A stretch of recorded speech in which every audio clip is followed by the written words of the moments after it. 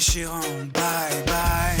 Les évolés dans des criques à faire le con romantique. Plus de sous-marin dans ton bain, pensez pour le premier bambin. Plus d'SMS à l'appel pour dire que je te kiffe ma belle. Plus de partie de cœur en l'air, d'heure de 1 en hiver. Chanson, chanson, tu reviennes pas, tu reviennes pas, tu reviennes pas, tu reviennes pas. Chanson, chanson, tu reviennes pas, tu reviennes pas, tu reviennes pas, tu reviennes pas, pour tu. Bye bye belle-mère, promesse à la mer, bisous dans le cou, petit regard voyou, ta main à tenir, efface les souvenirs. Caprice c'est fini, tes caprices aussi Saint-Valentin, surprise y'a rien. Sans violence plus violent d'amour symphonique, c'était trop long, reprends tes clics. Chanson, pour que tu reviennes pas, pour que tu reviennes pas, pour que tu. Chanson, chanson, pour que tu reviennes pas, tu reviennes pas, pour que tu reviennes pas, pour que tu reviennes pas. Chanson, chanson, pour que tu reviennes pas, tu reviennes pas, pour que tu reviennes pas, pour que tu reviennes pas, pour que tu. Chanson, chanson, pour que tu reviennes pas, tu reviennes pas, pour que tu reviennes pas, pour que tu reviennes pas. Chanson, chanson, pour que tu reviennes pas, tu reviennes pas, pour que tu reviennes pas, pour que tu reviennes pas, pour que tu reviennes pas. Chanson, chanson, pour que tu reviennes pas, tu reviennes pas, pour que tu reviennes pas, pour que tu reviennes pas. Chanson, chanson, pour que tu reviennes pas, tu reviennes pas, pour que tu reviennes pas, pour que tu reviennes pas, pour que tu.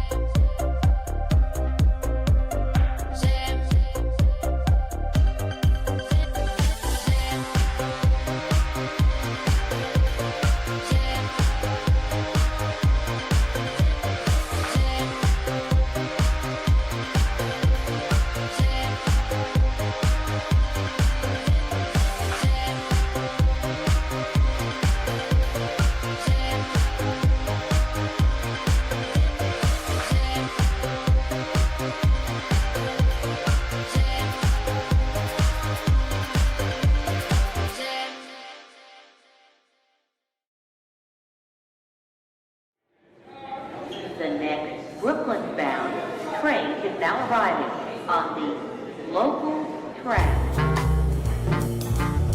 Eh bien le bonjour messieurs dames, 16h36 avec un petit peu d'avance, j'espère que vous allez bien, j'espère que vous êtes en forme les amis, que vous êtes plein badin pour cette nouvelle émission. On est jeudi, on se rapproche dangereusement du week-end et ça fait plaisir. Et ça c'est pas rien, j'espère que vous êtes en pleine forme, les vacances se rapprochent, dites-moi un petit peu qui est en vacances, quand.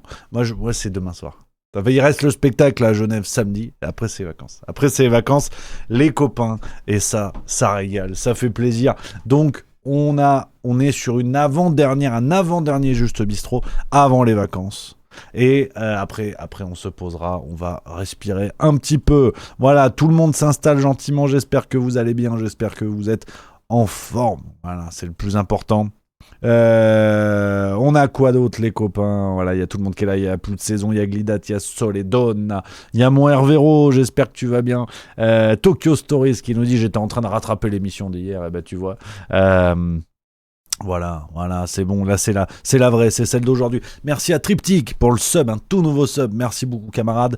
Vidéat Neucadat qui nous dit encore 10 jours de taf. Voilà, ça c'est en vacances le 20. Voilà, profite, courage camarades. Oliège qui dit salut Rémi, salut le chat, j'espère content de retrouver ce stream à chaque fois.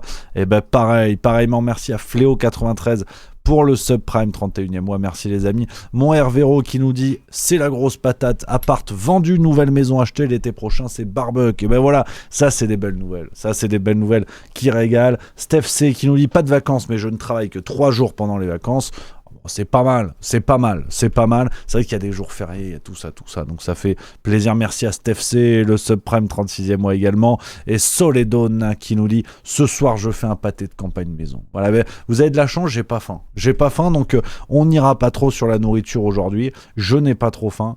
Donc ça fait plaisir. Voilà, ça fait plaisir. Je vais résister à l'envie de vous parler de tout ça aujourd'hui. Les copains, on a plein de petites choses évidemment. On va parler du jeu des pauvres, les politiciens qui jouent aux pauvres. Vous allez voir, c'est un nouveau jeu qui est super sympa. C'est comme le Cluedo mais avec des pauvres, c'est le Clodo. Vous allez voir, c'est super sympa. Xavier Bertrand est le nouveau joueur, on va parler de ça. Et puis après, on va parler des pompes à vélo d'or 2025. Et évidemment, on aura plein de petites choses. Kigali66 qui nous dit salut Rémi, je serai reconnaissant si tu parles de Carl Zero et l'inviter si possible. Il y a aussi l'abattage des vaches saines en France, merci beaucoup. Évidemment en Ariège vous avez beaucoup vu ça, c'est le sujet du moment. Des blocages en Ariège, des agriculteurs et des paysans qui se font encore latter la gueule comme d'habitude. On a envie de dire maintenant par le pouvoir en place. Donc ça, le sujet a été traité, vous l'avez vu sur plein d'endroits, donc je ne vais pas répéter ce qui a déjà été dit. Je considère qu'on peut, en tout cas ma position, c'est qu'on ne peut que soutenir nos amis paysans, nos amis agriculteurs. On va avoir droit, comme d'habitude, je pense, si les mobilisations prennent de l'ampleur, on va avoir droit à une campagne médiatique qui nous expliquera qu'en fait les agriculteurs sont les héritiers directs du Troisième Reich, de sorte à les faire passer pour des cons, les faire passer pour des privilégiés. On connaît un petit peu l'histoire. Et on a une surmobilisation des forces de l'ordre une fois de plus lorsqu'il s'agit d'aller emmerder les paysans, emmerder les agriculteurs. Là il y a du monde, donc vous avez vu toutes ces vidéos qui tournent beaucoup sur les réseaux sociaux. Il y a beaucoup de mobilisation qui continuer ce service-là. Ils ont dit très très chouette, donc on leur envoie évidemment un soutien aux agriculteurs, c'est le plus important. Voilà. On a quoi d'autre Soledon a dit 11 jours et go Noël à la Seine-sur-Mer, ça c'est sympa aussi. Papizilla a dit pour certains il n'y aura plus de travail dès demain, des hélicos, 15 centaures et des centaines de mobiles pour s'en prendre à 207 vaches. Effectivement des surmoyens pour impressionner. On est sur ce sujet là, vous êtes nombreux à l'évoquer dans le chat. Ça a été suivi, j'ai vu que notamment Tox5 qui l'a suivi en direct live, donc n'hésitez pas à regarder ce qui a été fait, c'est important. On va pas répéter ce qui me semble être de l'ordre de l'évidence. Voilà. Perfecto85 nous dit perso, j'ai reçu mon corset pour rattraper ma scoliose, on dirait les armatures de Forrest Gump aux jambes, mais moi c'est le torse et le dos. Et ben courage, tu nous répares tout ça, on va te remettre d'aplomb. Voilà. Isatricode dit faut mettre les vaches dans les cités pour qu'enfin les CRS interviennent. Ça peut être l'inverse, c'est Baldacat qui résume parfaitement la chose. Fort avec les faibles, faible avec les forts. Nouvelle illustration de ça, évidemment, les amis, comme d'habitude. Voilà. Qu'est-ce que tu veux que je te dise?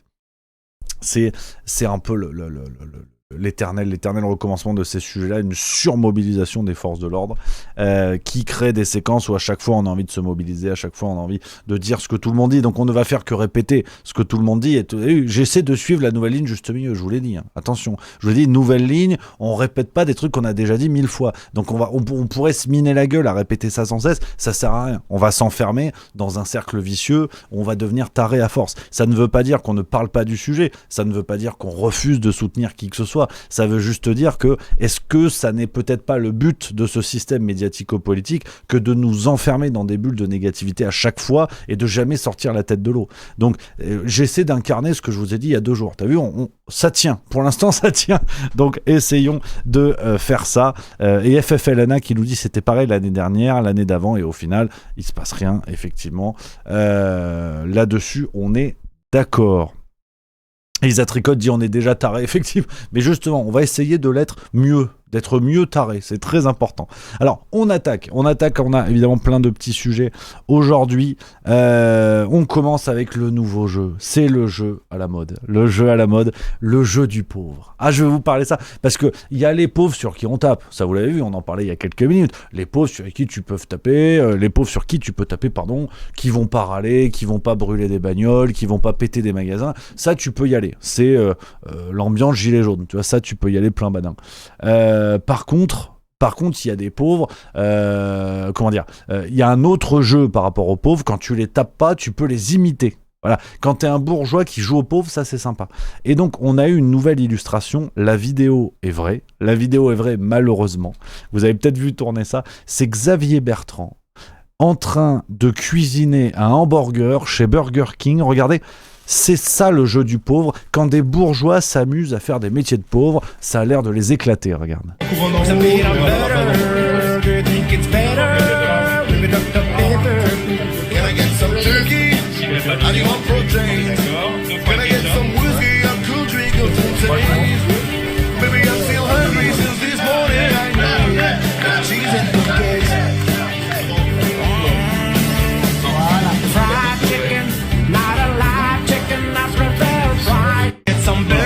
Voilà. Tu vois, ce jeu du pauvre, mais on a une symbolique qui est quand même extraordinaire, une symbolique parfaite, mais c'est une mise en scène courante dans le monde politique. D'ailleurs, Xavier Bertrand ne fait pas mieux, pas pire que Donald Trump. Rappelez-vous, quand Donald Trump servait au McDonald's aux États-Unis, alors avec une ampleur plus importante, McDo aux États-Unis, c'est quand même un symbole encore plus fort qu'en France, et encore qu'aujourd'hui, c'est balèze. Mais je sais pas si vous vous rappelez de cette séquence pendant la campagne électorale où il avait servi au McDrive. Tu vois, regarde, attends, j'ai retrouvé le truc. Tac, regardez cette vidéo, vous vous en rappelez sûrement.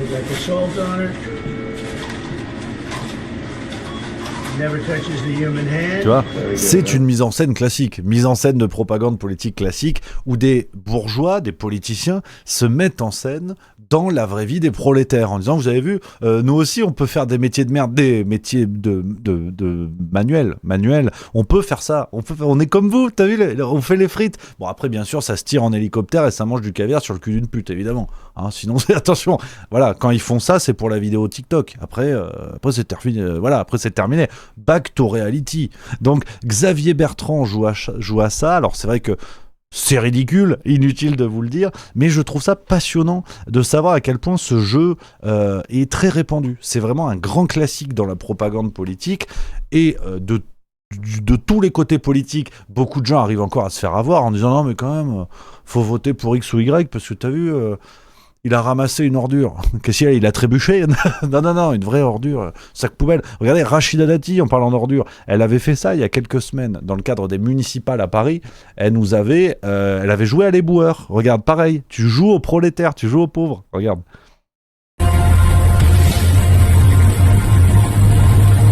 Je fais du travail. Déboueur, c'est du travail d'arabe, ne rigolez pas, j'en suis une. Alors ça c'est de l'IA par contre. Ça c'est de l'intelligence artificielle. J'avais pris la séquence, j'étais persuadé que c'était la vraie. Attendez, je vais vous trouver la vraie, parce que le problème c'est que ce qu'on vient de voir, c'est de l'intelligence artificielle, et vous allez voir la vraie. C'est largement inspiré de la vraie. T'en bouge pas. Regarde, tu vois, Le Figaro, quand je vous dis pas de conneries, elle avait joué à ça, tu vois. Là, pour le coup, c'est Le Figaro. Là, c'est plus de l'intelligence artificielle. Enfin, Sur la vidéo, il y a un truc artificiel, c'est l'élève de Rachida Dati. Mais le reste, non, regarde, ça c'est la vraie. Et c'est justement ce qu'attendent les Parisiens. Ils attendent des résultats et de l'efficacité et de l'action. Tu vois, c'est un truc très courant, Je vous parle de ça parce que Xavier Bertrand va nous le relancer, mais c'est très courant cette pratique, vraiment. Je trouve qu'il y a une symbolique d'humiliation qui est quand même extraordinaire, du bourgeois qui s'amuse à la pauvreté. Mais par extension, on peut même aller voir ce que fait une marque de luxe comme Balenciaga. Alors, je ne vous parlerai pas aujourd'hui des scandales, de la campagne de publicité pédocriminelle de Balenciaga. On avait fait une vidéo là-dessus. Mais regardez, par exemple, un sac de Balenciaga. Donc, c'est une marque de luxe très, très connue. Voilà. Merci à Volderine 666 pour le subprime 28e mois. Et regardez ce qu'on peut acheter sur le site internet de Balenciaga. Enfin, en tout cas, un sac d'une marque Balenciaga. Attends, faut que je te le retrouve.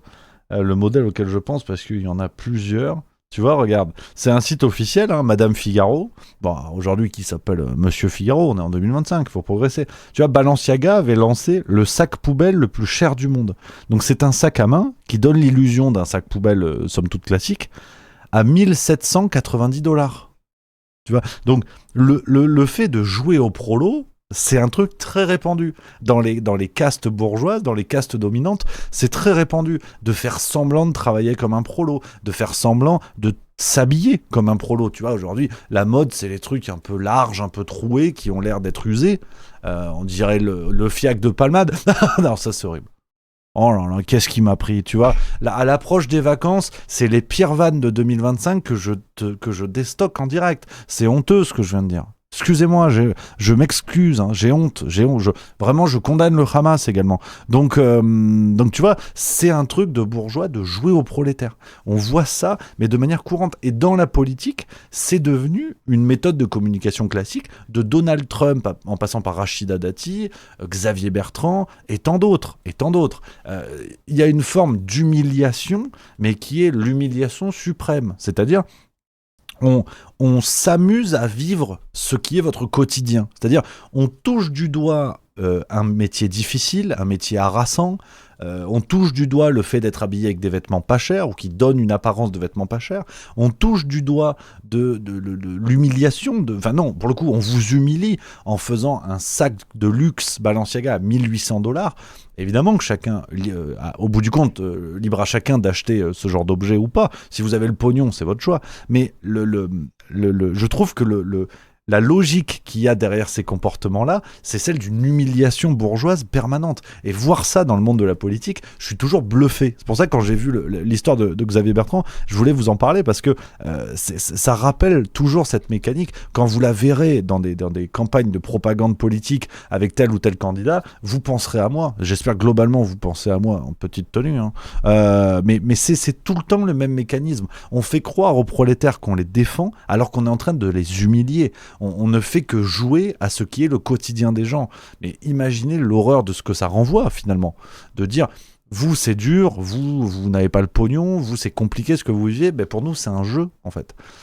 Et ça reste, tout ce que je viens de vous montrer, ça n'est pas le record. Parce que la palme d'or de l'escroquerie du jeu du pauvre a été atteinte, vous vous en rappelez peut-être, par des candidats du Nouveau Front Populaire lors des législatives 2024. Est-ce que vous vous rappelez de cette séquence ? En faisant par ici, lâchement. Pour qui ? Pour tous. Pour qui ? Pour tous. Pour voilà. quand ? On a Sandrine Rousseau et Mathilde Panot, hein, qui ont toutes les deux ce qu'on appelle un esprit d'équipe, un esprit pour deux, qui ont joué au clochard. C'est encore mieux, tu vois. On met une belle doudoune, on a des écouteurs AirPods à je sais pas combien d'euros, et on va jouer au clochard en faisant croire que on va dormir dans une tente dans la rue. Oh, c'est génial. Ah si, ah bah c'est sympa, ça fait voter les gens, Donc, tu vois, je trouve que ce qui est passionnant avec cette communication, c'est pas qu'une faute de Xavier Bertrand, parce que vous voyez Bertrand, Dati, Panot, Rousseau, c'est même pas une question de couleur politique, c'est une pratique répandue. Mais voir ce qu'on voit, comme disait Peggy, c'est voir que cette pratique-là est une pratique d'humiliation publique en vérité, que les élites bourgeoises, notamment politiques, parce qu'il s'agit de ça, ont tellement perdu contact avec la réalité des citoyens qu'ils prétendent diriger, administrer, que leur vie est devenue un jeu. Ah, c'est quoi ça? C'est marrant. Ah ouais, d'accord. Ah ouais. Pôle emploi. Ah, c'est marrant. Vous faites quoi dedans? Ah, il y a des petites annonces. Ah ouais, d'accord. Ah, et pour trouver du travail. Ah oui, vous n'arrivez pas à traverser la rue, non? Traverser la rue, bah oui, vous vous faites renverser, il y a des voitures. Bah oui, c'est con.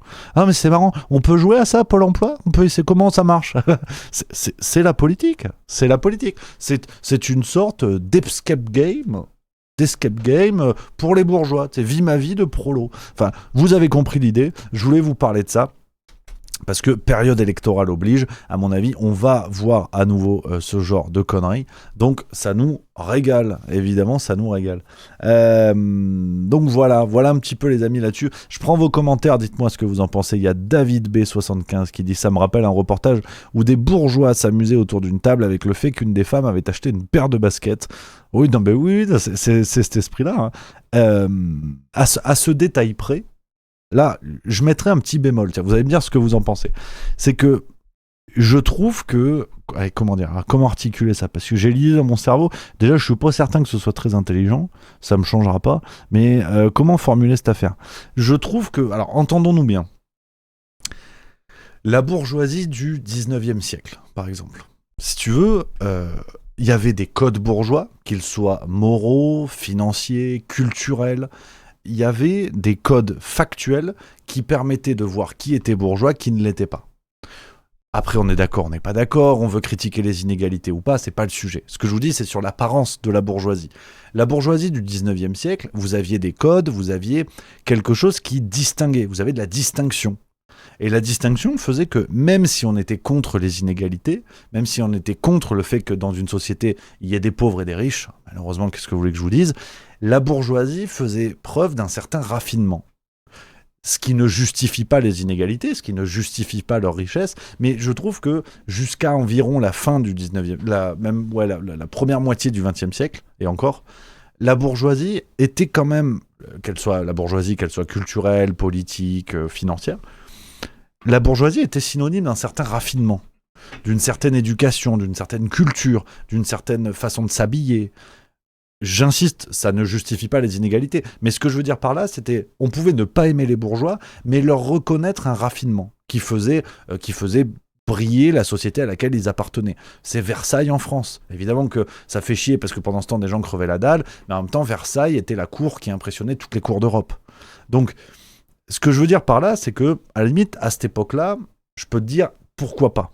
Mais ce qui est frustrant aujourd'hui, c'est que nos élites bourgeoises, tu prends quelqu'un comme Xavier Bertrand, comme Rachida Dati, comme Mathilde Panot, comme même des chanteurs, des artistes, ce que vous voulez, de se dire qu'en fait, cette bourgeoisie est devenue tellement vulgaire, mais vulgaire, attention, je dis ça sans aucun mépris, étymologiquement, vulgaire, ça vient du latin, si je dis pas de conneries, vulgate. Vulgate qui vient du peuple. En fait, vulgate, ça veut dire le peuple.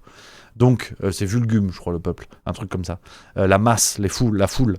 Donc, vulgaire, c'est pas du tout négatif en soi. Ce qui est vulgaire, c'est ce qui appartient au peuple. Donc, si on reste dans ce que je vous disais, sans justifier les inégalités et compagnie, je trouve qu'une bourgeoisie distinguée passe encore. Mais aujourd'hui, on a droit à une bourgeoisie qui, en vérité, ne brille ni par sa distinction, ni par son raffinement. Alors, Mathilde Panot, je t'en parle même pas, et d'autres. Une bourgeoisie qui ne brille même pas par ses codes moraux, ses codes vestimentaires, ses codes culturels. En fait, on a une bourgeoisie qui a dégénéré, très clairement, qui est arrivée au niveau du peuple. Je vous dis ça sans aucun mépris, vous avez compris mon raisonnement.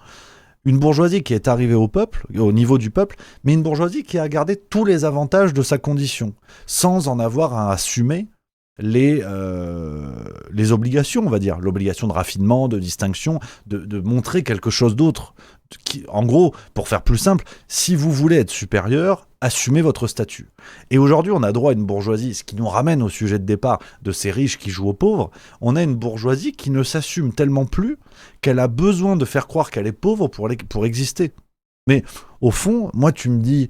je sais pas, nos bourgeois, c'est tous des mecs comme Jean-Jacques Rousseau, c'est tous des mecs comme Robespierre, avec tout ce qu'on peut dire sur Robespierre, mais vous voyez ce que je veux dire, qui dégagent une éducation, une symbolique, qui incarne quelque chose. Bon, je te dis pourquoi pas. Je peux prendre mille et un autres exemples de bourgeoisie, c'est pas question de Robespierre seulement. Mais je trouve qu'aujourd'hui, on a la bourgeoisie, la société doit donner tous ces avantages-là, doit leur garantir tous ces avantages, sans avoir en retour ce raffinement, cette distinction. Et c'est ce que je trouve effrayant, quoi. C'est ce que je trouve vraiment effrayant dans notre société actuelle, c'est qu'on a... En fait, ce sont des pécores, mais qui sont pétés de thunes.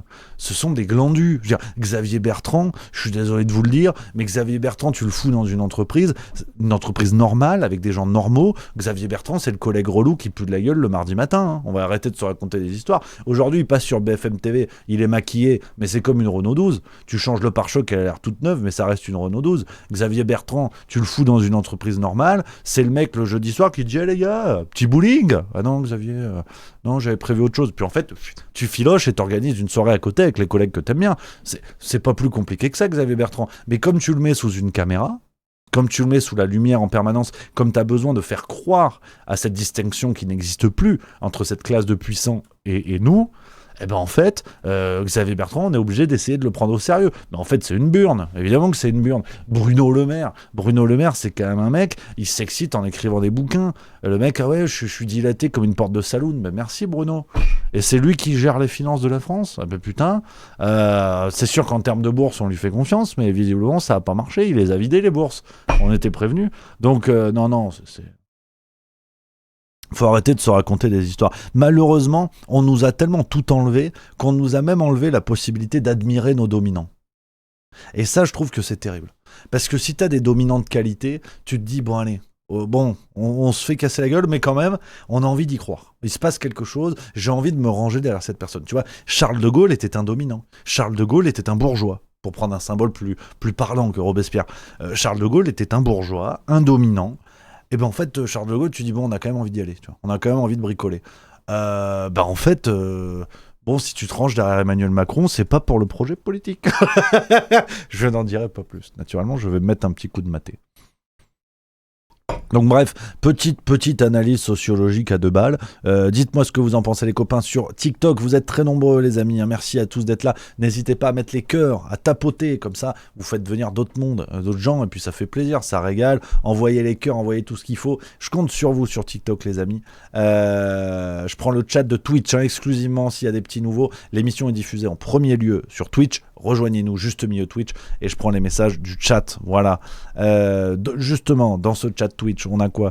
On a Jopos7 qui nous dit « Nous vivons dans un monde où ceux qui gagnent 20 000 € par mois persuadent ceux qui en gagnent 3 000 que tout va mal à cause de ceux qui vivent avec 1000. » Très bonne phrase, complètement d'accord. Rick Stasi qui nous dit « On est tous pris dans des systèmes de domination, je vois pas pourquoi ça fait polémique. » C'est le fait de le rappeler. On a tellement voulu cacher cette réalité aux gens que malheureusement, le fait de le rappeler te fait passer pour un dissident. Là. En fait, c'est du marxisme de bas étage, quoi. Et puis même encore avant Marx, d'ailleurs, ça avait été plus ou moins théorisé. Anarchy 08, plutôt un noble de Gaulle, mais qui avait une conscience de classe, tout à fait. D'accord avec toi sur la distinction. Philanthrope nous dit non, ça dépend des idées du mec, surtout et sa manière de les exprimer. Véronique Est, tant que les gens voteront pour ce genre de dégénérés, pourquoi ils ne continueraient pas à se foutre de nous? Arrêtons de les prendre pour ce qu'ils ne sont pas et le spectacle s'arrêtera. Antoine Job, je suis officiellement en vacances, je m'en fous de tout jusqu'en janvier. Au moins c'est dit. Voilà, et Dim Cop qui dit Bertrand qui fait des burgers, ça me fait bien rire. Effectivement, le burger qui, on rappellera, était dans la cuisine l'aliment avec le plus de charisme. Voilà. Donc, petite analyse, t'as vu comme c'est parti à une vitesse folle cette émission, vitesse complètement dingue. Donc, voilà les copains. Sur cet élément-là de réflexion. Ravnos32 qui nous dit à une certaine époque il y avait une obligation de raffinement ou du moins de paraître bourgeois, l'apparence justifiait la classe.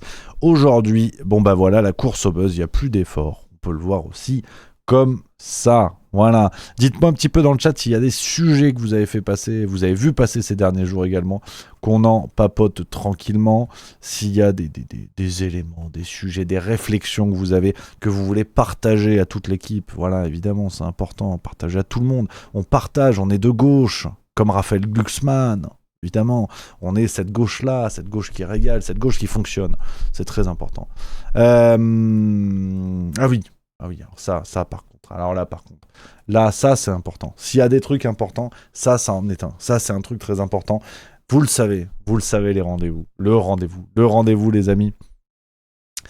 Mercredi 17 décembre à 20h, c'est le grand retour de la soirée des pompes à vélo d'or 2025. J'ai hâte d'y être pour clôturer l'année avec vous en direct, une soirée qui s'annonce pas vraiment comme les autres. On va finir l'année, ce sera la dernière vidéo de la chaîne YouTube Juste Milieu pour 2025, toute dernière vidéo.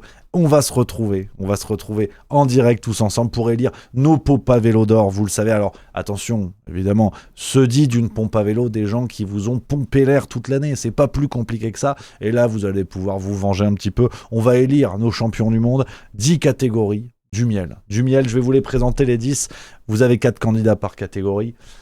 Pompe à vélo d'or de ma vie pour faire le buzz, par exemple. Pompe à vélo d'or de la vedette, on lui dit ou pas qu'on peut pas la blairer. Ça va être serré, parce que les propositions sont musclées.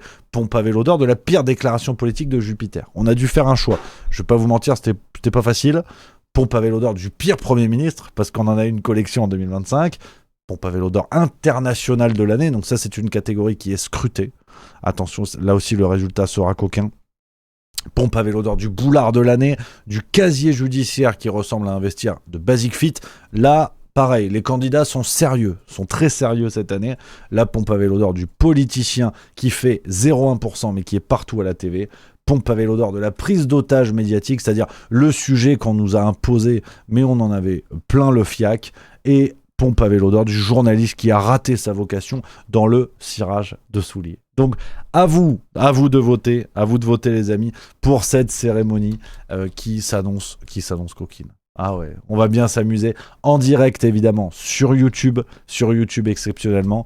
Et le lien de la vidéo est déjà dans la description, c'est une vidéo en direct donc vous pouvez déjà accéder à la page de la vidéo et vous allez retrouver en commentaire dans la description de la vidéo, dans le chat Twitch, si vous regardez en direct, vous allez retrouver le lien pour aller voter. Alors, lors de cette soirée, pour vous présenter un petit peu les festivités, tout le monde sur sa tenue de gala. Je vous le dis, vous êtes à la maison, les pieds dans les chaussons, l'apéro sur la table, on passe une soirée entre copains. Qu'est-ce qui va se passer? Les résultats, évidemment, le fil rouge de la soirée, ce seront les résultats des pompes à vélo d'or 2025. Qui l'emportera cette année? Qui sera le grand champion?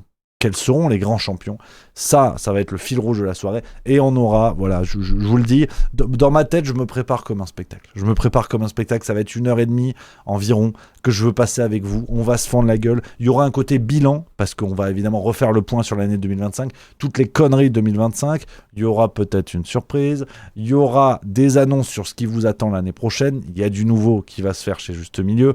Il y a plein de choses, juste une soirée, tout simplement entre nous, pour ponctuer l'année, bien s'amuser et se régaler. Donc je compte sur vous pour être là, notez ça dans l'agenda les amis, notez le rendez-vous pour bien s'amuser, finir l'année en beauté tous ensemble. Le rendez-vous est pris mercredi 17 décembre 2025 à 20h, soirée des pompes à vélo d'or. Je compte sur vous évidemment, n'hésitez pas dès maintenant à partager le lien de la vidéo. Tout est dit, on va s'amuser. Donc voilà les amis, sur cette présentation. Il y a Zabou1961 qui dit « Je ne pourrais faire aucun com, YouTube a fait sauter mon compte, même un simple pouce en l'air, mais interdit. » Attends, vérifie, il y a peut-être autre chose, ça m'étonnerait que ce soit que ça quand même. Faut pas paniquer. Un pouce pour une vidéo, on n'a jamais fermé un compte pour ça. Je pense pas, très sincèrement. Le Geeks qui dit « Tu feras des cadeaux. » Tu verras, on verra. Donuts Olive 40 dit « Kikoui, il y a Brandt qui ferme juste après la visite de notre petit roi en Chine. » Effectivement, alors, on revient au sujet que vous voulez évoquer. Dites-moi un petit peu ce qui vous passe par la tête. Effectivement, c'est l'une des dernières marques d'électroménager français qui fait face à de grosses difficultés et qui semblerait fermer l'une de ses dernières usines. On peut regarder quelques posts par rapport à ce sujet-là. Il y a François Ruffin notamment qui a évoqué la liquidation de l'entreprise, 700 salariés mis à la porte, un fleuron de l'électroménager abandonné par l'État face à la concurrence chinoise. Sans barrière douanière, sans taxe aux frontières, notre industrie se fait laminer encore une fois. Ça fait 40 ans que ça dure sans réaction. C'est François Ruffin qui nous dit ça. Il y a Valérie Pécresse qui a réagi sur ce sujet-là. On peut regarder ça, on va écouter ce que nous dit Valoche, la précieuse ridicule. Parce que la région a été mise au courant extrêmement tardivement des besoins de financement du projet. C'est le ministre de l'Industrie lui-même qui m'a saisi dimanche soir. En 24 heures, nous nous sommes réunis, nous avons décidé d'un soutien exceptionnel au projet des salariés et de reprise par les salariés de 1 million d'euros. Donc en 24 heures, la région a pu débloquer 1 million d'euros. Mais si on avait été prévenu un petit peu plus tôt, on aurait pu, avec la région centre, avec toutes les collectivités qui sont concernées et peut-être avec un certain nombre de banques publiques qu'on aurait pu mobiliser, peut-être présenter un projet qui aurait passé la rampe du tribunal.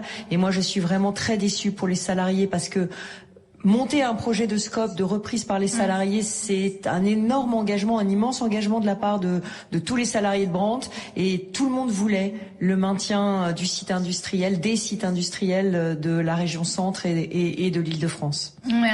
Voilà, réaction de Valérie Pécresse. Donc effectivement, ce potentiel projet de reprise qui n'a pas été accepté. Une fois de plus, sur ce sujet-là, pour parler de ça, là, c'est la décrépitude de l'industrie française, une fois de plus, qui continue.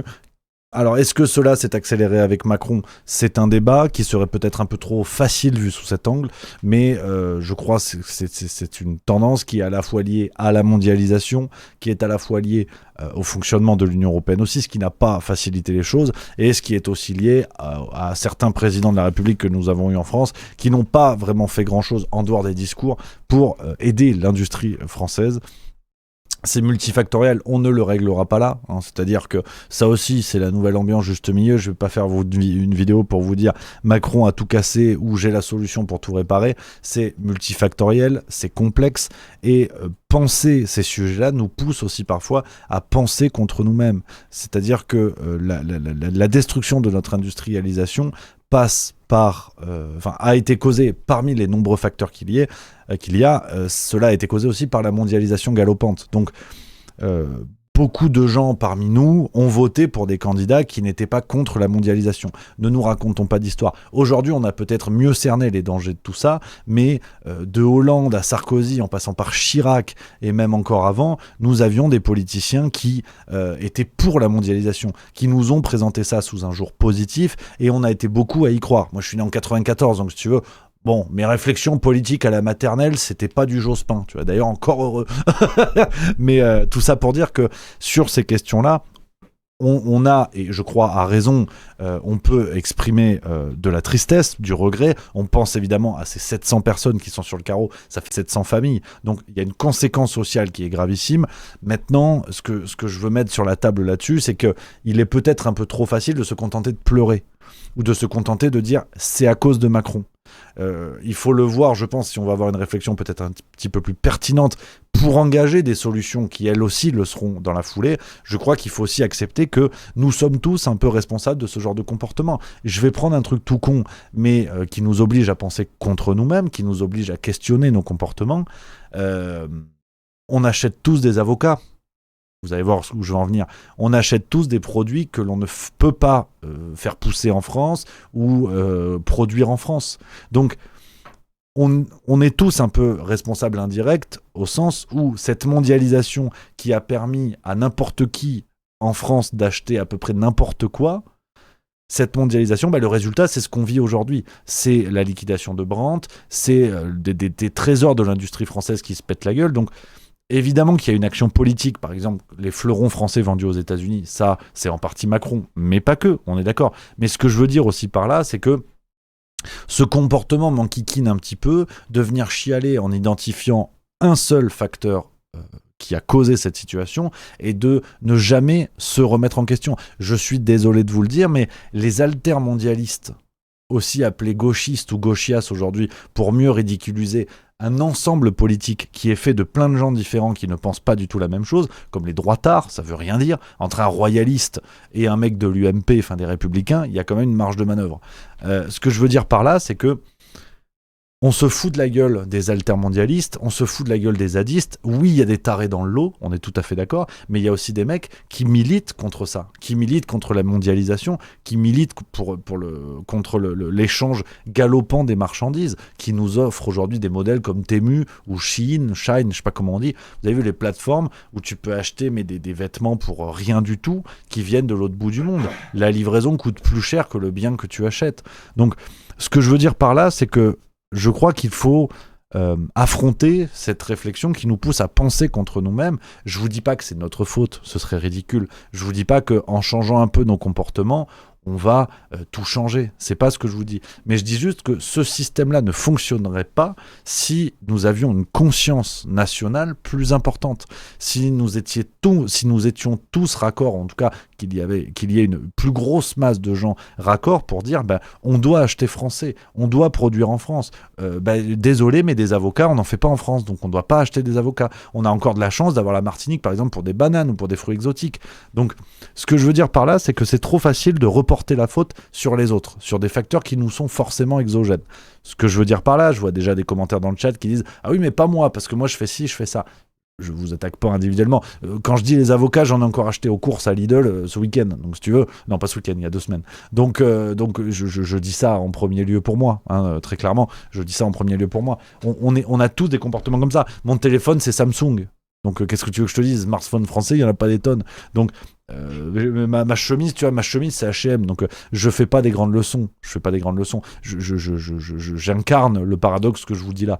Mais ce que je dis, c'est que voilà, au quotidien, tu vois, j'essaie de m'y filer un petit peu parce que ça représente des coûts, parce que ça représente un rapport différent à la consommation.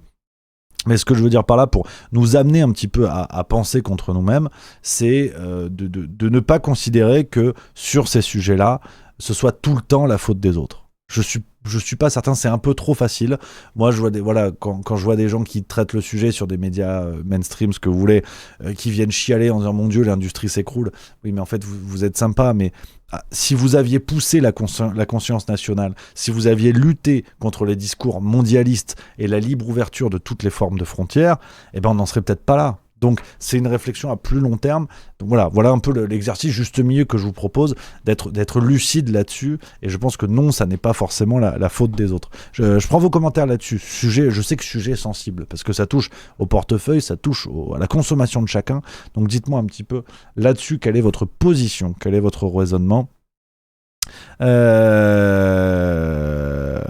On a quoi? On a Steph C qui dit oui, je suis d'accord avec toi, pour autant il nous serait plus facile d'acheter français si on avait encore un pouvoir d'achat. Philanthrope, sous plastique, Rémi, encore comme la salade, c'est vrai.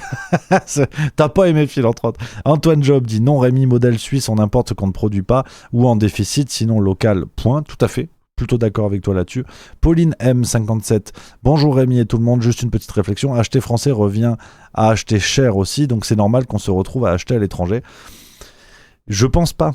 Je pense pas, et je vous le dis franchement, je fais pas de leçons, je suis le premier, je pense qu'on a un mode de consommation qui est assez proche avec beaucoup, donc je fais pas le plus malin, j'achète pas tout en France, j'achète pas tout français, je vis en Suisse, donc j'achète pas tout suisse non plus, donc je vous fais pas des leçons, qu'on soit bien d'accord, je mets cette réflexion sur la table pour essayer de voir comment on peut changer un petit peu le comportement, pas de manière radicale, mais je crois que c'est une fausse excuse. Enfin, c'est une fausse excuse. Entendons-nous bien, un ménage qui a à peine les sous pour s'acheter des produits, quelle que soit leur provenance, on est d'accord que voilà, après il faut être pragmatique. On est entre gens intelligents, donc je peux pas à chaque fois mettre des distinctions. Alors, en prenant les ménages, celui qui a 1000 euros, 1001 euros, 1002 euros, 1003 euros, vous avez compris l'idée. Ce que je veux dire par là, c'est que oui, il y a la frange basse de la société française pour qui faire des courses c'est déjà compliqué. Qu'importe la provenance des produits, mais on va dire mais encore, même ça veut dire la classe moyenne aujourd'hui, ça représente absolument bubule, mais c'est pas tant une question d'acheter, c'est une question de rapport à tout ça. C'est que on n'est pas habitué à la privation. Ce que je veux dire par là, c'est que ce modèle mondialiste, ce modèle de libre circulation des marchandises, nous a habitués à l'abondance. J'entends bien que, par souci de budget, tout le monde ne peut pas acheter tout et n'importe quoi. Je suis complètement d'accord là-dessus, ce serait crétin de dire le contraire. Mais ce que je veux dire, c'est que, imaginons un monde où demain, dans les supermarchés, on ne peut acheter que des produits qui viennent de France. Et encore, on a la chance d'avoir les territoires dom-tom qui nous permettent d'avoir, territoire outre-mer, on n'est plus dom-tom, territoire outre-mer, qui nous permettent d'avoir accès en plus à des produits qu'on n'aurait pas sur le sol de la France métropolitaine. Ce que je veux dire par là, c'est que on prendrait ça pour une privation. On dirait, oui, mais attends, en fait, il faudrait ci, il faudrait ça, il faut machin. Et il faut savoir ce qu'on veut. Et posons-nous la question autrement. Je sais que tout le monde ne peut pas acheter tout ça. Ça, on est d'accord. Je veux dire, on n'est pas sur BFM TV. Tout le monde est intelligent dans la discussion qu'on a. Mais si demain, tous les supermarchés de France se disent, voilà, maintenant, on ne vend que ce qu'on produit en France et sur de l'électroménager, du matériel qu'on ne fait pas du tout en France, c'est à petite dose, il n'y a plus l'abondance qu'on a aujourd'hui. Est-ce que vous le voyez comme une avancée souverainiste ou est-ce que vous le voyez comme une privation dans votre pouvoir d'achat, dans votre capacité d'achat? À la limite, c'est plutôt comme ça que je veux poser la question, plus que culpabiliser des gens qu'on n'a pas culpabilisés, qu'on soit bien d'accord. Il y a toute une chaîne de production qui fait que le fait qu'on puisse acheter des avocats pour rien du tout qui viennent de l'autre bout du monde, c'est d'abord la chaîne de production, le haut de la chaîne de production.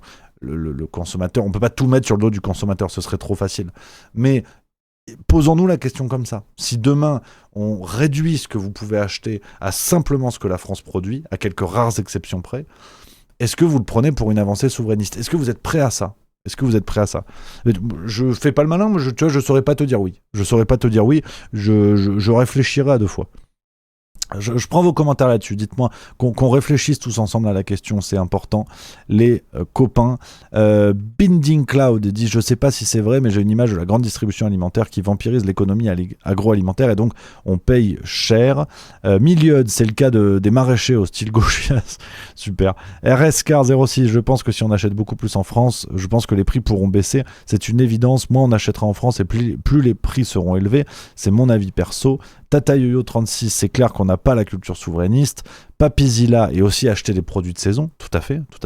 Isa Tricotte, en Charente cet été, il y avait des fruits français. Ici dans le Nord, tout venait d'Espagne. FIFA, Peace, Price, Trump, Denner, Lidl, Aldi, Globus, maintenant. Ah oui, en Suisse, j'ai eu quelqu'un qui me posait la question. Moi, je vais souvent à Lidl. J'aime bien Lidl. Puis en Suisse, c'est vrai je trouve qu'ils font encore plus attention que ça sur la provenance des produits. Il y a beaucoup de produits qui viennent de Suisse. Orlov 1389, c'est une question de priorité en matière d'alimentation, il faut faire l'effort de manger de saison. Certains préfèrent privilégier l'achat du dernier iPhone ou l'abonnement à la nourriture de qualité et locale. Balek nous dit pas d'accord sur le rapport entre les avocats ou les fruits exotiques que l'on ne peut pas produire et acheter quelque chose que la France peut produire sur son sol. Pourquoi? N'hésite pas à m'en dire plus, Balek, qu'on puisse débattre. Comme ça, je comprends ce que tu veux dire par là. Antoine Job, qui vient en premier, l'appauvrissement ou les prix bas? Car les prix bas, c'est de la délocalisation. Pauline M57, oui, mais si on achète un truc français tous les 36 du mois, car trop cher forcément, il y a plus de chiffre d'affaires pour les entreprises, sans compter les matières premières pour eux qui revient cher aussi. Milieu, et pourtant tu prends l'exemple du pain de Méharis, tu vois bien que notre consommation influe sur eux.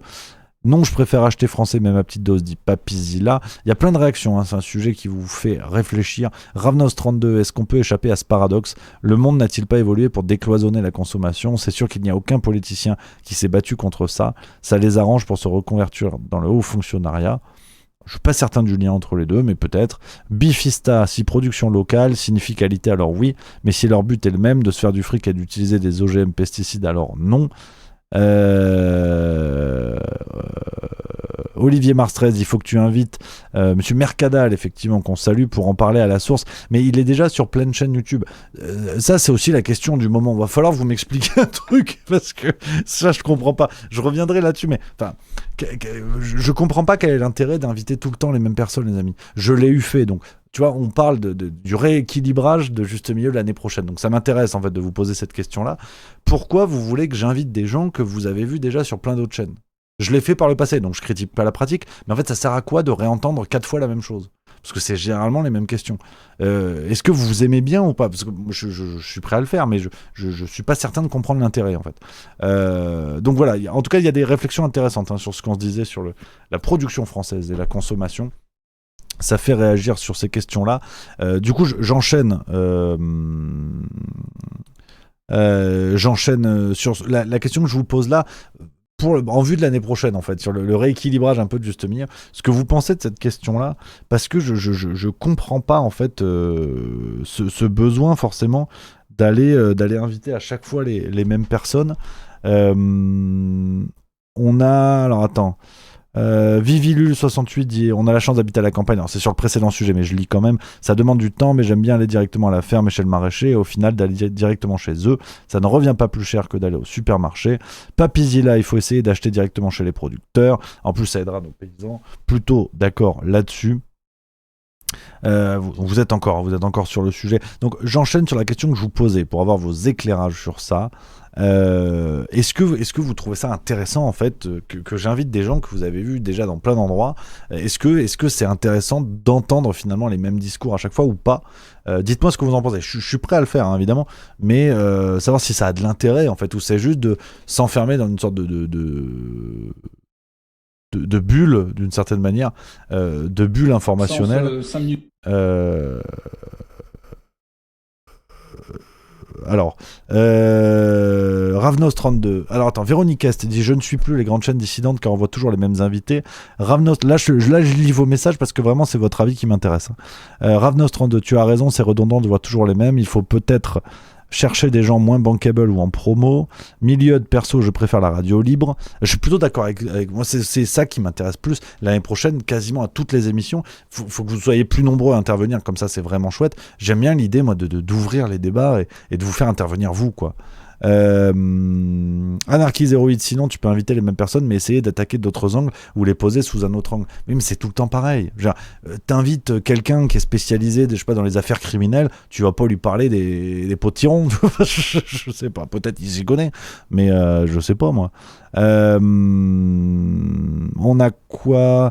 Kigali66 dit je ne veux pas inciter, mais est-ce que tu pourrais parler du dernier numéro de Carl Zero? Tu ne veux pas en parler, ce serait sympa de me l'expliquer. Alors, tu vois, ça typiquement Kigali 70, c'est une position que je comprends pas. Et c'est ce qui me semble être le danger. C'est-à-dire qu'aujourd'hui, on est obligé d'inviter les mêmes personnes dont vous voulez entendre parler. Sinon, c'est comme un refus. Mais pas du tout. Enfin, il y a plein de sujets dont je parle pas, et ça veut pas dire j'aime pas. Tu vois, enfin, j'ai jamais parlé d'Hélène Ségara dans l'émission. Ça veut pas dire que j'aime pas Hélène Ségara. Ça, tu vois, ça c'est un biais pour le coup.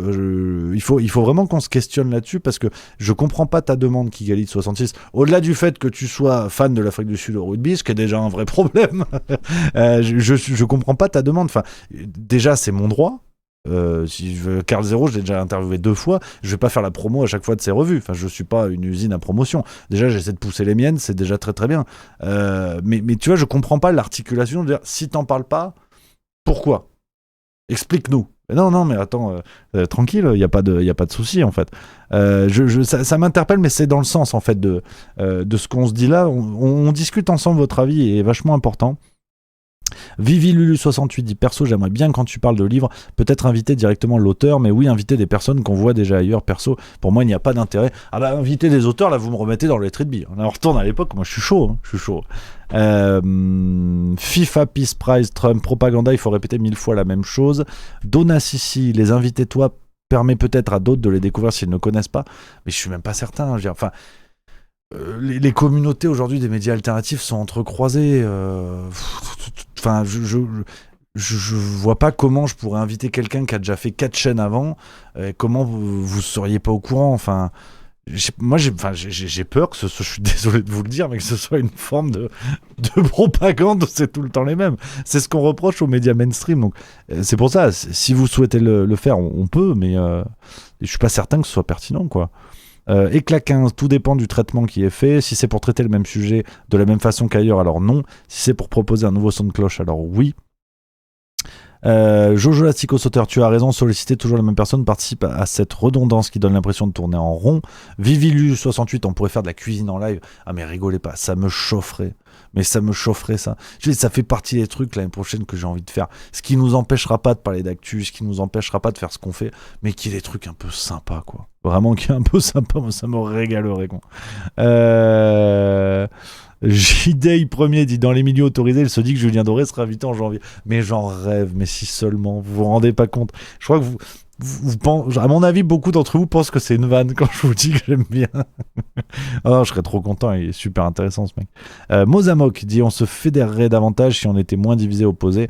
Puis on doit pouvoir s'informer correctement, la base. La suite en découlerait peut-être, nos actions individuelles trouveraient une convergence de masse. Olivier Mars 13, la question c'est est-ce que multiplier la parole dissidente c'est gagner du terrain? je pense qu'il y a plusieurs questions dans ta question. Déjà, qu'est-ce que t'appelles parole dissidente? L'est-elle véritablement? Et ensuite, maintenant, on commence à avoir une observation possible sur le temps long. Qu'est-ce que ça a changé? Qu'est-ce que ça a changé? Je vais pas vous refaire tout mon chapitre sur l'évolution du monde des médias alternatifs. Je vous laisse regarder ma question sur le sujet. Si multiplier la parole dissidente revient à créer un nouveau monde mainstream peuplé d'entre-soi et de répétitions permanentes, je suis pas certain qu'on ait gagné la partie. C'est un résumé très rapide de la vidéo, mais je veux pas vous refaire le chapitre, c'est Noël. Hein, tout le monde on s'embrasse sous le Guy. Voilà, si vous avez un ami qui s'appelle Guy, vous vous embrassez en dessous de ces... En dessous, je n'irai pas plus loin cette blague. Vivilu68, vas-y, je suis chaud pour la cuisine en live. En plus, je vais peut-être bientôt avoir du matériel de tournage pour le taf. Alors attends, faudrait que je fasse ça à la baraque, mais je te jure que ça me régalerait. De temps en temps, ce serait marrant, quoi. En fait, oui, il suffirait d'amener tout le bordel. Et c'est possible, en tout cas c'est possible. Et Véronique Est qui nous dit cet entre-soi alternatif est aussi insupportable que celui des mainstream. C'est le point de vue de ma Véro, voilà, j'ai envie d'appeler ma Véro parce que ça fait plaisir. Donc écoutez, bon, j'ai l'impression qu'il y a plutôt une tendance pour pas trop inviter les mêmes gens. Olivier Marstress qui nous dit merci de ta réponse, je comprends. Une autre solution, c'est organiser plus de discours sur Discord avec des membres de la communauté pour un sujet du jour, on s'inscrit sur le sujet. C'est une excellente idée. Enfin, honnêtement, ça me régale beaucoup plus de faire ça, de faire la radio libre juste milieu. À chaque fois, je dis je le relance un peu et je le relance pas vraiment. Faudrait qu'on arrive à l'enraciner, à le faire beaucoup plus régulièrement.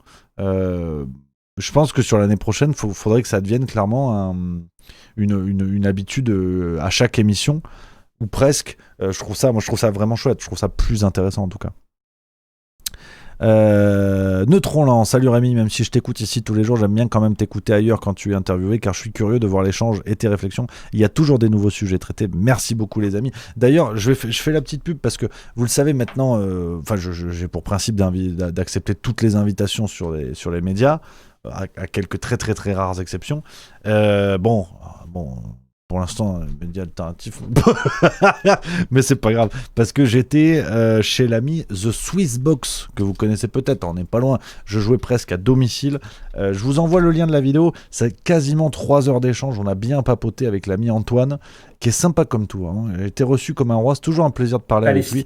Je vous montre sur cette chaîne The Swissbox Conversation.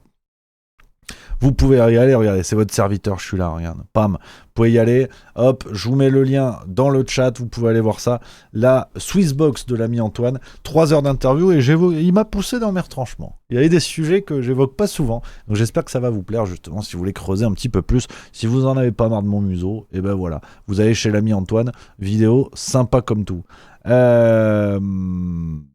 Est-ce qu'on n'a pas un sénateur qui vient de vomir à l'Assemblée nationale? Enfin non, au Sénat. Allez, c'est cadeau. C'est cadeau, regardez. Ça, c'est cadeau, ça vient de tomber. Voilà. Allez, bam. Voilà. Pour toi, se révèle de plus en plus. Oh putain, ça régale. Écoute, oui, merci une fois de plus pour l'invitation. Ah merde, attends, le son, c'est la vidéo. Alors bon, je vais pas la repasser parce que c'est dégueulasse, mais... Regardez, ce cirque médiatique. En 2 temps, je peux vous montrer une vidéo comique. Alors, Pusher, ça arrive à tous. Ah merde, j'ai pas mis l'image encore. Putain, quelle burne. Tiens, on recommence. Bon, désolé, c'est dégueulasse. Sens 5 minutes. Pardon. Aïe. Ouais, ça, je connais. Hein. Ça, c'est du post Ricard. Hein. À 12 Ricard, je peux pratiquer. C'est dégueulasse. Mais bon, cette séquence qui tient du vidéo gag. En vrai, on n'a pas envie de se foutre de la gueule du mec. T'imagines, ça vous arrive au boulot. Non, c'est pas marrant. Enfin, sauf quand ton boulot, c'est ça. Si t'es vomiteur professionnel, c'est possible. Mais c'est dégueulasse. Non, Pusher, on l'embrasse. Et tu vois, ce que je veux vous dire, c'est que le cirque médiatique permanent. Tu vois, la vidéo vient de sortir. Je la vois sur mon fil Twitter, c'est Frontières, à 15h52. Décidément, promis, c'est pas pour leur remettre une petite. Je suis pour rien. C'était dans mon fil Twitter. Tu vois, je vous montre cette séquence qui tient du vidéo gag. En vrai, bon bah voilà, c'est un pauvre type, qu'est-ce que tu veux, il vomit au boulot. Bon oui, c'est rigolo de prime abord, on n'aimerait pas que ça nous arrive. Enfin tu vois, on a tous connu des moments un peu comme ça, t'as la cague, t'as trop mangé, j'en sais rien, tu te dis putain la flemme de vomir devant le DRH, tu vois. Bon, c'est une vidéo, normalement tu te dis allez ça va, enfin il y a quel sujet à polémiquer en fait. Le pauvre mec il vomit, bon c'est drôle, on passe à autre chose. Quelle polémique tu vois là-dedans? Eh ben, tu peux faire confiance à Frontières. Regarde, le journaliste Garen Schnokorkian, je sais pas ce que c'est, ils se gavent tellement de votre argent qu'ils en vomissent. Tu dis, mais attends, mec, tu veux pas souffler 2 minutes quand même? Tu veux pas réfléchir quand même? Il y a pas des polémiques sur tout. Je veux dire, parfois, si ton projet politique c'est d'aller guetter si des adversaires ont la gerbe, faut quand même se détendre, tu vois. Tu te dis, mais tout est polémique, c'est effrayant à ce stade-là. Donc tu vois, petit à petit, ça c'est ma résolution pour l'année prochaine, je vous en parle beaucoup, de quitter un peu cette ambiance-là, quoi. Quitter cette ambiance-là de la polémique permanente, de l'instrumentalisation, de n'importe quelle connerie pour en faire des trucs. Moi, ça me gonfle, en fait. Ça me gonfle. Anarchiseur8 qui dit, ça s'appelle une pique, pas une polémique, Rémi. Bah, il y a des sons de cloche, il y a des interprétations différentes. Moi, je trouve que ça colle bien à Frontières. N'importe quel compte, je t'aurais dit, oui, ok, c'est une pique. Là, je trouve que c'est une forme d'instrument, enfin, de polémique à 2 balles. C'est mon point de vue. Mais c'est vrai que Pusher, c'est quand même pas fastoche. C'est pas terrible. Donc ouais, non mais là... L'année prochaine, je te dis, on va devenir une chaîne de chamans. Ça va être chamanisme et apéro, ça va être ça. Comment boire un coup de pinard en contact direct avec les esprits. Ah ouais, non, c'est fini tout ça. Vous allez récupérer un Rémi après les vacances. John Lemon, ça va être ça, John Lemon, j'adore la tarte au citron.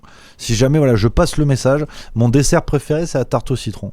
Pas de polémique, hein. Là, y a peut-être Libération qui va arriver, les citrons, c'est pas un racisme anti-asiatique, non, rien à voir.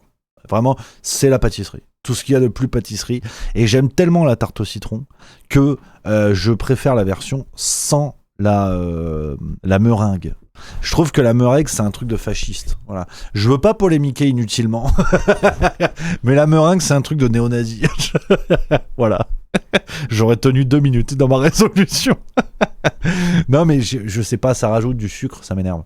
Parce que la meringue, bon, c'est quand même pas mal de sucre. Et ça m'emmerde. Je préfère une bonne tarte au citron avec une petite acidité, là. Tu vois, ta tarte au citron, elle te fait même digestif, tellement c'est acide. Ça me régale. Ça me régale. Donc je le dis, tous les consommateurs de tarte au citron meringuée, vous êtes des néo-nazis. Voilà. C'est le début du fascisme, même j'ai envie de dire. Donc attention, faites attention quand même, c'est important. Non, j'ai cette passion. Dites-moi, vous dans le chat, là, un peu, là, votre dessert préféré. Là, on aborde un vrai sujet. Là, c'est une émission sérieuse. Là, on n'est pas là pour... Voilà. J'ai parlé un peu sérieusement tout à l'heure avec ma petite analyse sociologique à 2 balles. Là, tu vas voir. Là, c'est important. Voilà, The Big T... Attends. Putain, mais vous avez des pseudos... L'année prochaine, on arrête les pseudos éclatés comme ça. The Big Ticket Celtics. Mais c'est quoi, ça, encore? C'est quoi? The Big Ticket Celtic. Tu peux pas mettre Charles Aznavour Forever comme tout le monde. The Big Ticket Celtic, mais qu'est-ce que c'est que ça? Ça y est, t'as regardé 3 matchs de NBA? On a pris la confiance? Attention, The Big Ticket Celtic, jetez à l'œil. Non, mais c'est vrai que... Non, bah, par contre, l'information est importante. Il nous dit, j'en ai mangé une ce midi. Meringuée ou pas meringuée? Vous dites, hein. Mais ouais, non. Putain, avec du citron caviar. J'ai goûté il y a pas longtemps. Ça a un goût intéressant. Par contre, il y a un truc qui m'emmerde. Tant qu'on est dans le dessert. Comment ça s'appelle? Tu sais, le citron chelou qu'ils ont dans Top Chef, là. Et à chaque fois, ils en parlent. Et j'ai l'impression que c'est un truc à la con que tu rajoutes pour faire joli, mais en fait, c'est pas ouf. Le citron... Putain... merde, c'est pas citron caviar, c'est encore un autre. C'est un autre type de citron, ça fait un peu, tu sais, Jojo fait de la cuisine, il t'a mis un ingrédient. Voilà, yuzu. Voilà, merci à Tasse d'herbe. Le yuzu, c'est bon ou pas ça, yuzu? Parce que je crois que j'ai jamais goûté. Est-ce que c'est bon? De cette histoire-là? Parce que je sais pas, j'ai l'impression que ça sert un peu à rien. Kundun 73, la main du Bouddha. La main de Bouddha. Ah oui, ça j'ai vu, mais c'est quoi? C'est un fruit, ça, cette affaire? Qu'est-ce que c'est cette affaire? Ah oui, oula, qu'est-ce que c'est que ça? On dirait une vilaine MST quand même. Ah oui, c'est le nom usuel du Cédra digité. Une des 3 populations du clade Cédra. Agrume aromatique dont le fruit se segmente et évoque les doigts d'une main. Putain, c'est bien pensé quand même. Ah ouais, c'est vrai. Ça, j'ai jamais goûté, main de Bouddha. Ça me parle pas. Ah, le durian, c'est un truc qui pue du cul. Ouais. Il paraît que c'est un fruit qui pue. Mais terrible. Il paraît que c'est terrible. Jamais senti non plus, je connais pas. Salsera44 dit pas trop tarte au citron ni gâteau nantais, c'est tiramisu. Pour moi, tiramisu c'est bien. Tiramisu c'est pas mal. J'aime plutôt bien, mais pas trop sucré. Attention avec le tiramisu. Arrêtez de nous sucrer ça, c'est énervant. C'est énervant. C'est mieux pas trop sucré le tiramisu. Tiramisu en italien. Restons simples, les crêpes, dit Olivier Mars 13. Plutôt d'accord avec ça. Ouais, FFLNA dit Top Chef, je kiffe trop, je goûte littéralement les plats. Ah oui, quand tu regardes, ouais, non mais pareil, ça me parle bien. Et Muriel MRL qui dit à peine j'arrive, Rémi parle de bouffe. Mais non, mais ils m'ont lancé, c'est pas ma faute, Mumu, hein. C'est pas moi. Hein. Ils m'ont lancé, les gens. Ils m'ont dit, oui, voyez-vous, parle-nous de tarte au citron, on a trop envie de t'entendre là-dessus. Ils m'ont lancé, moi je voulais pas au départ, hein. Je voulais pas. Donc, non, c'est pas moi, hein. C'est pas ma faute à moi. Moi, Lolita, évidemment. Le crumble, alors le crumble, c'est un truc de nazi aussi, hein. Bayard 92 dit ça, le crumble, je peux pas blairer le crumble. Mais franchement, le crumble, c'est le comment dire, c'est le merde, comment il s'appelle, c'est le Thierry Breton des gâteaux, tu vois. Dès que je le vois à table, c'est pénible. Tu sais, c'est éclaté, ça n'a aucune gueule. C'est quoi ton gâteau? J'ai pris des biscuits, j'ai cassé, je les ai mis sur une cream cheese. Ah bah bravo, Joël Robuchon. Tu veux une médaille? Non, le crumble, c'est de la merde. Non, voilà, je vous le dis. C'est de la merde, le crumble. Arrêtez. Ça fait partie des plats qui m'emmerdent. Quand ce que tu manges a la consistance de quand ça sort, c'est pas normal. On n'a pas été élevé comme ça. D'accord? Donc, les crumbles, c'est le Mussolini des gâteaux. Donc, vous aimez Mussolini? Mangez du crumble. Vous aimez pas Mussolini? Mangez pas du crumble. C'est nul. C'est comme là, t'as quoi en ce moment? Bubble tea. Vous voyez, c'est les jeunes, ils boivent des trucs là. S'il y a du sucre, il y a des sucres avec des espèces de couilles de hamster dedans. Je crois que c'est des billes de tapioca ou je ne sais plus quelle merde, avec des goûts Roquefort citron vert, pastèque, huile d'arachide, cerise morora. Enfin vraiment, t'as des goûts. Tu dis mais c'est quoi le projet? Et ils boivent ça, les jeunes, ils sirotent comme ça. On est jeunes, on est cons. Oh là là. Non, mais ça, c'est de la merde aussi. Crumble, c'est de la merde. Et il y a un autre truc qui est de la merde. C'est. Attends, il y a un autre plat qui me saoule en ce moment, qui est un petit peu à la mode. Et c'est pareil, ça a des textures bidons. Tu peux pas manger. Il y a un sketch, je crois, c'est Marina Rollman qui fait un sketch là-dessus qui me fait rire. Attends, je vais essayer de vous montrer ça, tiens. Pour pas voler la blague, parce que c'est pas de moi. C'est Marina Rollman sur les aliments mous, je crois. Si je dis pas de conneries. Il m'avait fait marrer son sketch. Attends, je l'avais vu, c'était peut-être sur les... Ouais, voilà. Regarde, c'est Marina Rollman, humoriste suisse. Je vous montre parce que la vanne des aliments mous, elle le fait, ça m'avait fait marrer, écoutez. Des gosses à ce rythme-là, dans 10 ans, on n'a plus de molaires, c'est une certitude. Vous vous rendez compte? Les smoothies, le bubble tea, les pokéballs. Les pokéballs, c'est la restauration dans son ensemble, en tant que corporation qui nous fait des doigts. Les pokéballs, c'est tous ces gens qui nous disent, je sais pas, on a foutu 3 fruits, des chutes de saumon, de toute façon, qu'est-ce qu'on en a à branler? Ils vont noyer ça dans du soja sucré. C'est vraiment un peu la fin de dire, de toute façon, ils s'en foutent, ils mâchent plus, ils veulent des trucs sucrés. Il s'est passé un truc, du mou, du sucré, du doux. Il se passe un truc, vraiment. Rappelez-vous ce que bouffaient nos grands-parents, nos arrière-grands-parents. Putain, les tripes, les abats, les eaux de vie, le café noir. Tu sens bien qu'il s'est passé un truc. Tu sens bien que notre génération ne peut plus faire la guerre. C'est une certitude. Un jour, Poutine, il va se chauffer. Il va arriver avec 3 chefs, 2 mobylettes. Il va nous baiser la gueule pendant que nous, on sera là. Ah non, mais je peux pas mettre du vrai lait dans mon latte, ça me fait péter. Ah, j'adore. Marina Rollman, elle me fait rire. Franchement, c'est chouette, j'aime beaucoup. N'hésitez pas à regarder, il y a des petits extraits sur YouTube. Vous pouvez aller voir en spectacle, évidemment. C'est les collègues. Bon, moi, je suis 4ème division, mais on est là, tu vois, on bricole. Mais je suis d'accord, le sketch, je trouve, est parfait. Il illustre exactement ce que j'étais en train de vous dire. On mange mou. Personne fait ça. Normalement, le manger, ça a de la consistance. On ne doit pas manger mou. C'est comme avec les bites. Je m'excuse pour cette blague. C'est sorti tout seul. Je suis désolé. J'ai craqué mentalement. Je condamne le Hamas. J'ai dérapé, en fait. J'ai clairement dérapé. Je suis désolé. Je sais pas ce qui m'a pris. Ouais, non, mais c'est... Ouais, j'ai craqué. Après, je m'étonne, oui, j'ai été banni de TikTok, mais tu m'étonnes, mon pauvre. Bref, les amis, voilà, le crumble, ce sera la conclusion de l'émission du jour. Le crumble, c'est pour les nazis. C'est nul, crumble, c'est nul, c'est pas bon. Une cream cheese, avec les gâteaux, là, on a cassé les gâteaux, on a mis sur le cream cheese, on est content. On a mis 3 framboises, crumble framboise. Oh non, c'est de la merde. Vraiment, tiramisu, c'est bien. Bon, c'est pareil, mais c'est du mascarpone, ça n'a rien à voir. Non, crumble, ça m'énerve. Peut-être parce que c'est américain. C'est pas impossible aussi. Je peux pas blairer les Américains, ça c'est vrai. Sauf la country. Mais la country, c'est de la musique irlandaise avec des Santiago. Donc de toute façon, j'ai le droit. Mais voilà. Voilà un petit peu, les amis. Là-dessus, on va finir. On va finir comme ça. On va finir là-dessus. 17h41. J'ai un rendez-vous très important. Je dois arrêter l'émission.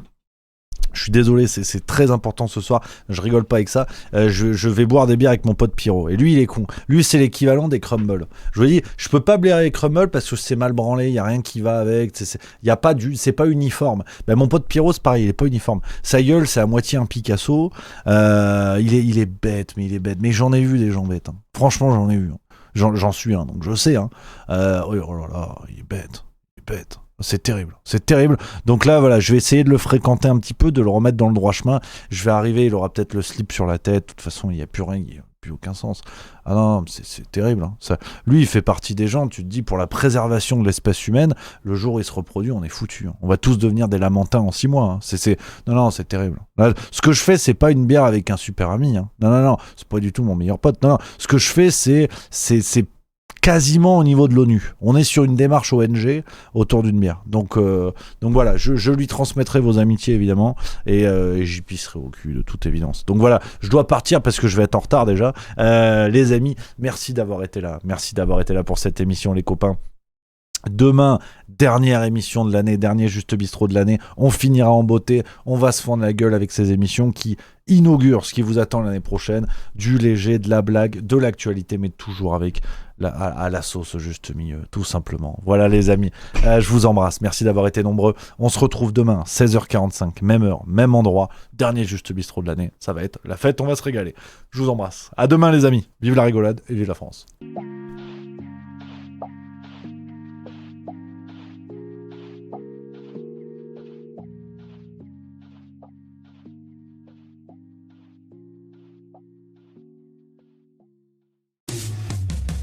Coming up on the evening news, we'll discuss how do New York niggas manage to bust their gun yet remain so goddamn fly in the streets. I don't know what it is now, but we'll get to the bottom of it at 6. Miz shot live, his mom's got graves. Shit gon' be on for days. We were slaves in the pen, came home slaves again.